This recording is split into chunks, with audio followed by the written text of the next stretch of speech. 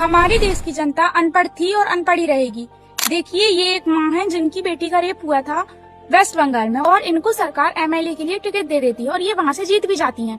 मेरा सवाल ये नहीं है, इनको राजनीति के बारे में तो कोई ज्ञान ही नहीं है। वहाँ की जो कोर्ट सिक्वेंसी है, वहाँ का जो विकास है, ये तो वो कर भी नहीं पाएंगी क्योंकि इनके पास वो ज्ञान ही नहीं है। और वो माँ अपनी बेटी को जस्टिस दिलाने के लिए आई थी और अगर जस्टिस एमएलए बनकर दिलाया जाता है तो मेरा ये सवाल है कि कोर्ट में 2 लाख से ज्यादा रेप केसेस दर्ज हैं, तो आप सभी माओ को एमएलए का टिकट दे दीजिए और उनको एमएलए बना दीजिए अलग अलग शहर से। बट आप ऐसा नहीं कर सकते क्योंकि वेस्ट बंगाल से आपके लिए जीतना बहुत मुश्किल था, तो आपने एक प्लान बनाया कि वहाँ से इनकी माँ को खड़ा कर देते हैं और इनके नाम से हम वोट ले लेते हैं। जस्टिस देना इसको कहते हैं, तो ये मेरी नजर में बिल्कुल ही गलत है। यदि ये करने से किसी को जस्टिस मिलता है तो कोर्ट कचहरी बंद कर देना चाहिए। और यदि आपको एमएलए का टिकट देना ही है तो आप जो जवान शहीद हुए हैं उनकी माँ को, उनके बहनों को या उनके परिवार वालों को एमएलए के टिकट क्यों नहीं देते? बल्कि वो तो डिजर्व भी करते हैं क्योंकि उन्होंने देश के लिए कुर्बानी दी है। ये करना बिल्कुल भी सही नहीं है।